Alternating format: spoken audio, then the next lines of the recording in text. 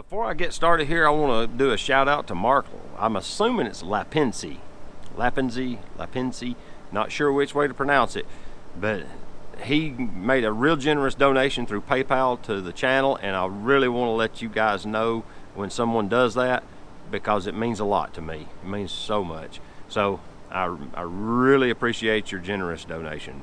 Thank you, Mark. I really appreciate it. Now let's do some bracketing.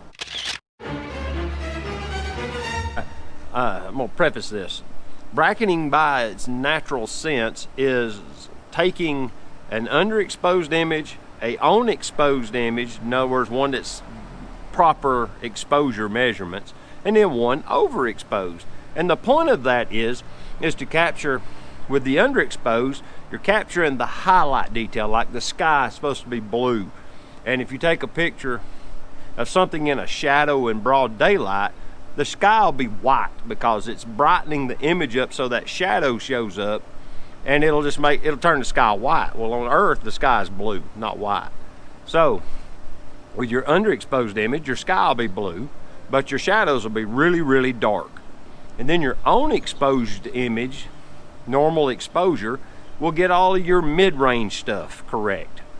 And then you have the overexposed image. What that does, that gives you your detail in your shadows. All right, if you want the shadows to not be just absolutely black and you want to see what's kind of going on in them some, then you overexpose it, and that brings up the exposure to where the shadows show up a little bit. And then you go into software later and you recombine those three images to create an HDR. Or if you're like wanting a specific part of the image to be properly exposed, by doing a bracket, you can be sure to get that photo. A lot of people will do bracketing exposures because a lot of times they're letting the camera do the thinking for them, and they're not really sure if what they're seeing with their mind's eye is what the camera is seeing. So they'll do that. But if you want to do a simple bracket, you don't have to do like the auto bracketing function in any camera. Literally every digital camera, even if every film camera, every camera can do bracketing. You just have to do the settings yourself. So to do that, I'm going to show you with my little manual lens on this Leica CL. I've got the 35mm Elamard on it, and I'm going to be taking a picture of a church across the street here, and I'm going to show you how you can set that bracketing. You can set it many different ways. But basically what you'll do is you'll set the exposure typically, well, with a manual lens it's a little different. If you set it to program mode and let the camera do all the thinking and take a picture, then you can look and see what the shutter speed, the aperture, and the ISO were to get that proper exposure. You've also just got your center image. Now all you need is the underexposed and the overexposed. And you can do that simply like on a lot of cameras with an exposure compensation dial. Just dial it down 2 stops or 1 stop, whatever your bracket amount is you're choosing, and take a photo, and then dial it overexposed, take a photo. It's that simple. Manual cameras, that's what I'm going to show you here. So it's not more involved, it's just a little more techy. The camera's doing the exact same thing, you're just doing it by yourself. And I like manual old vintage glass, so because of that, I have to do it this way.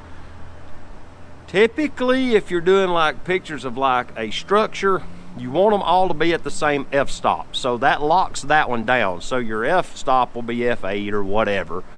Then you'll actually adjust either your ISO or your shutter speed to compensate. And if you're wanting to like freeze motion, so you want your shutter speeds kind of high, that typically boxes you into adjusting the ISO. So let's do this. Let me show you. Hey, I've got the Leica on the tripod here, and I'm taking a picture of this church across the street, and that's the St. Paul's Episcopal Church of Chattanooga. So what I'm going to do is I'm going to get the camera set, and I'm going to take my exposure. This knob adjusts shutter speed. As you can see, I can make the picture brighter or darker by just simply turning this knob. What I'm doing is I've got my histogram going down here, and I've adjusted it till the histogram is centered. Nothing is in the highlights and nothing is in the shadows. It's centered. That's my own exposure image. So I'm going to take that photo. Okay, I just took about 6. Oh, really? The battery went dead. As I was saying, now that I've got a good battery in the camera, I'm gonna take my own exposure image. Now, I can simply adjust my shutter speed right here, and I can see my exposure compensation, or my exposure meters right here on the Leica. It's showing that, it's actually showing I'm a little bit overexposed, and it's probably because of the sky and all the white on the church bricks. But I'm just going to adjust this until it shows 2 full stops overexposed, and take a photo. That'll get my shadows inside the doorway and such. And then I'm going to adjust it till it's 2 stops underexposed. Take a photo. And that's all there is to bracketing. It's that simple. It's just a photo underexposed, a photo on exposure, and a photo overexposed, or multiples of that. You can do as many brackets as you want. If you want 5 photos, 1 stop separated. If you want them 2 stops separated. It's all in adjusting your shutter speed and your ISO to compensate. And you use the standard mathematics for exposure, you know, and every time you double your shutter speed, that's 1 stop. That's how you do bracketing with any camera. Doesn't matter. It doesn't matter if it's got a manual lens, an auto lens.